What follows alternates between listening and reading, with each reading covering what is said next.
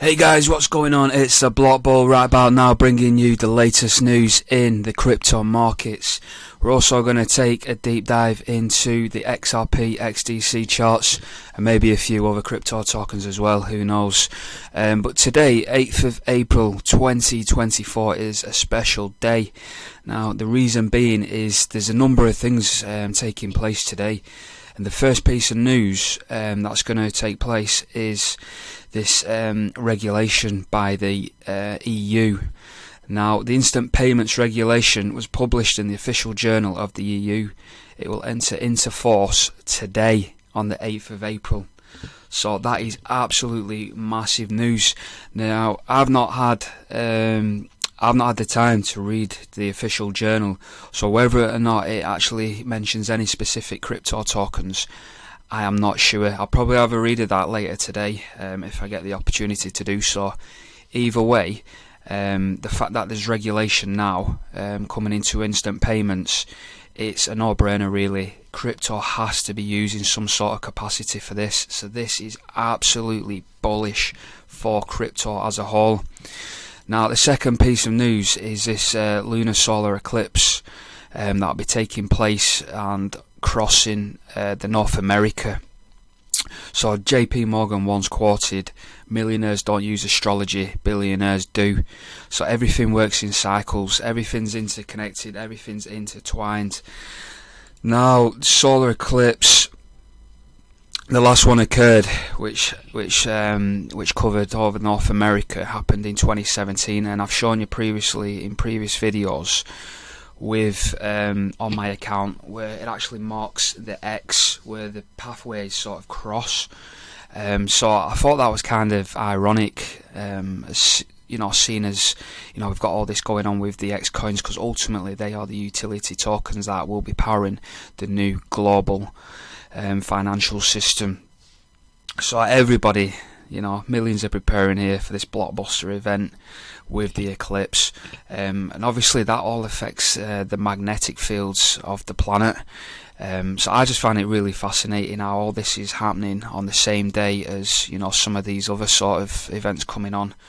The US, massive in the US. I think a third of my subscribers are actually from the US, and I'm actually fascinated because obviously nothing happens without the Americans, but I find all this how this sort of ties in with the solar eclipses as well. I've watched numerous TikToks stories how the solar eclipse and Jonah, how it's going through certain states, how that's actually been mentioned in like the Bible in the past. Now, I'm not religious by any means, I'm agnostic, so I'm pretty much atheist. I don't get too heavy in this, but I just find it a little bit, it's a little bit of coincidental really, as two groups of, I don't know how you pronounce it, are they called Cicadas or Cicadas, will assemble, simultaneous appearance of the two broods, known as brood blah blah and brood blah blah, in a rare event not having occurred since the 1800s. So basically, I think these two different sort of broods have got different cycles. So the first cycle of these sort of insects spawn every 13 years, and then the second brood, spawn every 17 years. Now, what this is saying is, it's not since 1803 that both of these two cycles simultaneously are spawned on pretty much in the same year. Within like the same month. So I believe at some point in April these are all going to spawn, so they're going to have trillions of these sort of cicadas like buzzing around. I do believe they are I think they're the loudest, I don't know if they're the loudest animal or the loudest insect, but certainly the noise that these cicadas make buzzing around your ears are enough to deafen you, apparently so.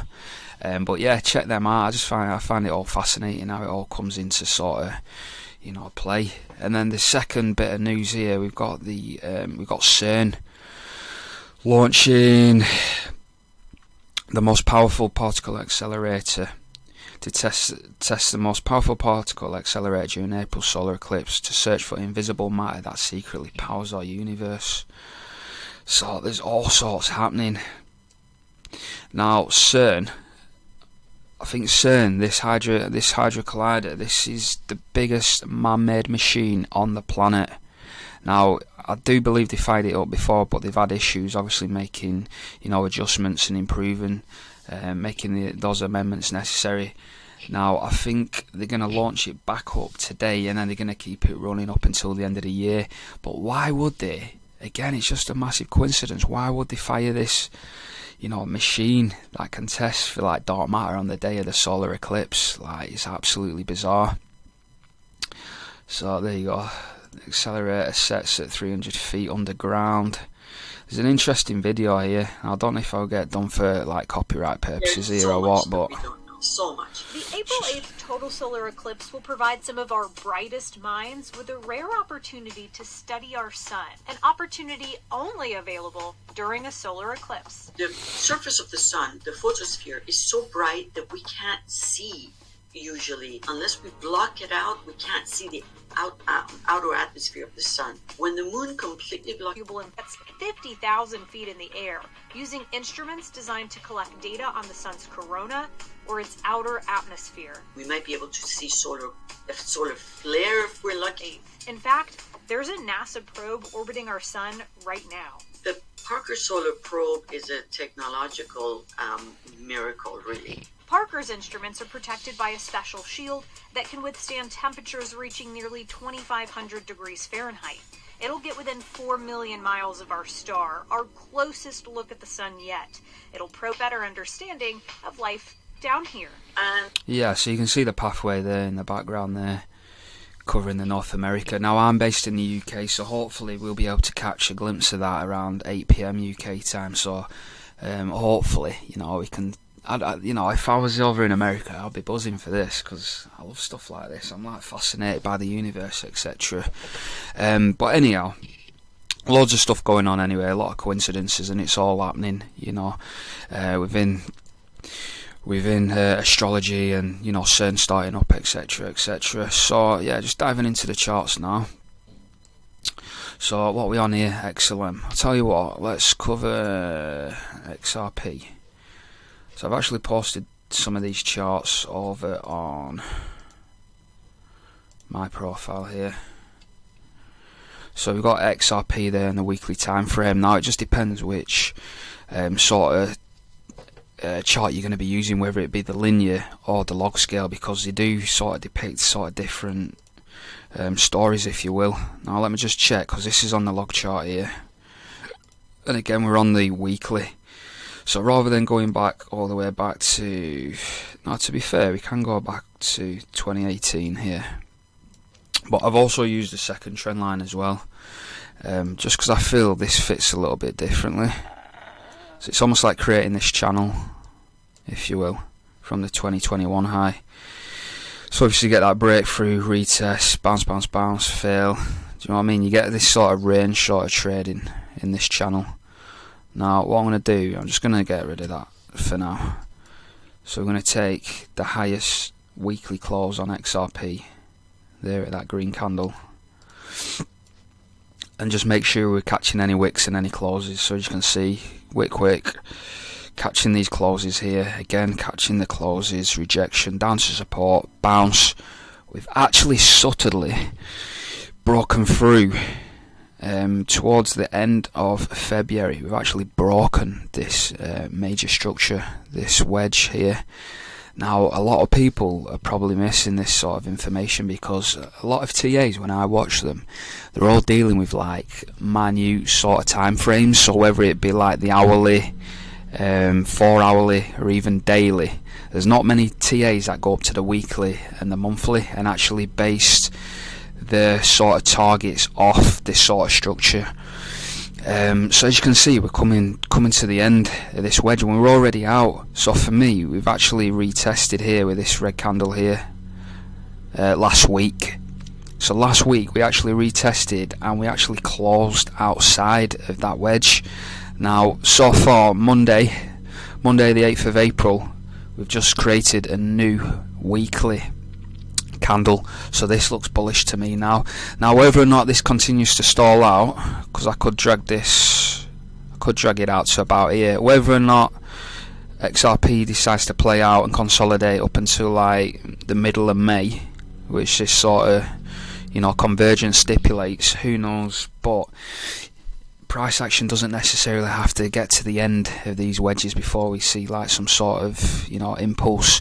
But for me, if we start getting above this close here, anything above about 74-75 cent, I'll begin to get excited then. If we just see a quick thrust up here to about 70 cent, you know, it's not a big deal, but certainly above this sort of mark here, especially above these 2 wicks and above this close, I'll be bullish, and I'll be looking at, you know, some of the targets that we've talked about in the previous video.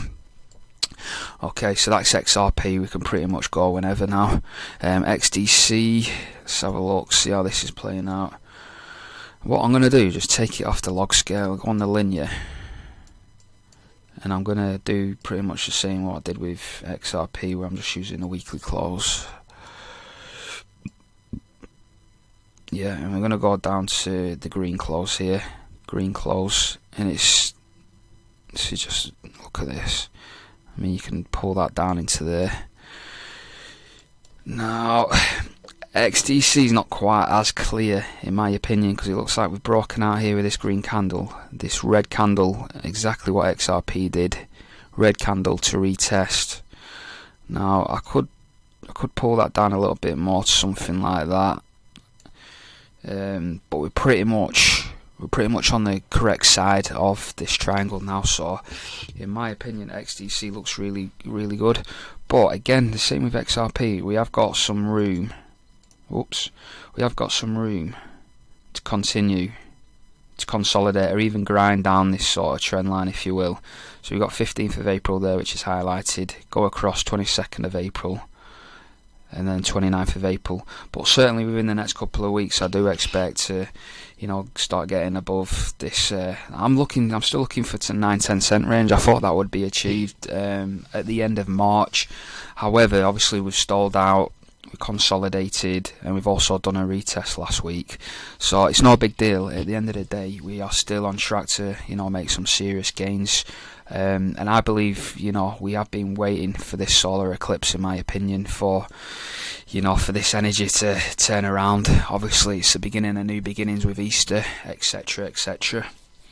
So that's XDC. I'm going to have a quick look at Xlm as well, just to complete the sort of utility coins. I know obviously you got HBAR, Quant, Algo, etc. But these for me are like the main 3 coins anyway.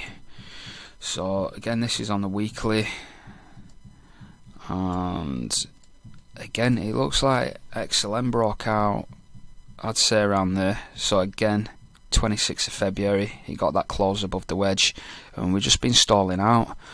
But to me, again with this, you could pull that down there, it has got room to continue playing out for an extra 2-3 weeks tops.